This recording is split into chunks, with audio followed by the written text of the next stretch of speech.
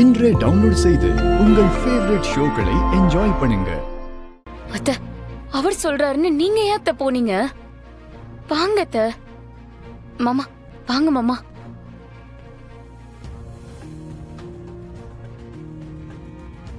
வாங்க அத்த, வாங்க. வாங்கப்பா. என்னப்பா நிக்கிறீங்க? இது உங்க வீடு. வாங்க வாங்க. வாங்கம்மா.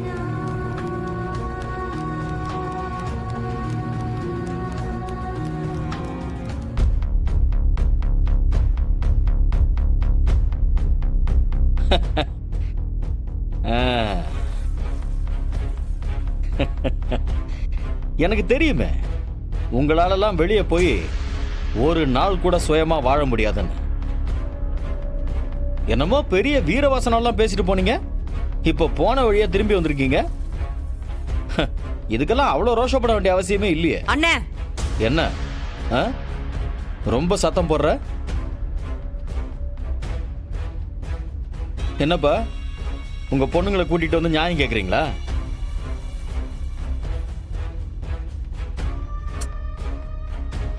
உங்ககிட்ட நியாயம் கேக்குற அளவுக்கு எங்க அப்பா அம்மா ஒன்னும் தாழ்ந்து போகல.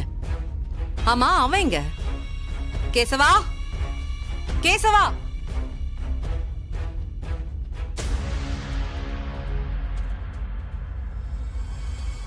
உங்க ரெண்டு பேருக்கும் கொஞ்சம் கூட மனசு உறுத்தல. உங்களை பெத்து வளர்த்து ஆளாக்கி கல்யாணம் பண்ணி வச்ச ஒரு மனுஷனை வீட்டை விட்டு போக சொல்லிருக்கீங்களே, உங்களுக்கெல்லாம் எவ்வளவு திமிர் இருக்கும்?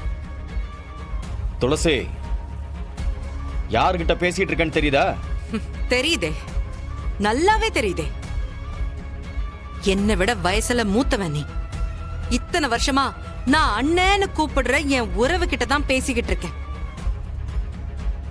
வயசுல மூத்தவனா இருந்தா மட்டும் போதாது, அந்த வயசுக்கேத்த பக்குவத்தோட நடந்துக்கணும். இப்ப என்ன பக்குவம் இல்லாம நடந்துகிட்ட? நானா இவரை வீட்டு விட்டு போக சொன்னேன்? இவரா ரோஷப்பட்டு போனதுக்கு நான் ஆளாக முடியுமா? போனவர் அப்படியே போக வேண்டியதானே? எதுக்கு இப்ப திரும்ப வந்திருக்காராம்? இது அவர் வீடு. இந்த வீட்ல இருப்பாரு, போவாரு. அத கேக்குற உரிமை உங்களுக்கு இல்ல. ஓ, அப்ப இத்தனை நாள் நாங்கெல்லாம் என்ன ஓசியில தங்கிட்டு இருந்தோம்? நானும் என் பங்குக்கு இங்க வாடகை கொடுத்துருக்கேன். எனக்கும் இந்த வீட்டுல உரிமை இருக்கு.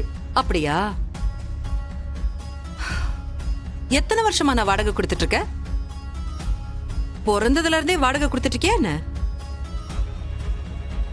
என் கேசவா, செய்யற தப்பெல்லாம் அண்ணனோட சேர்ந்து செஞ்சுட்டு பிரச்சனைன்னு வந்ததுக்கு அப்புறம் அமைதியா நிக்கிறது. அக்கா, அப்படிலாம் இல்லக்கா. அப்பா அம்மா இங்க இருக்கிறத பத்தி எனக்கு ஒன்றும் பிரச்சனை இல்லை.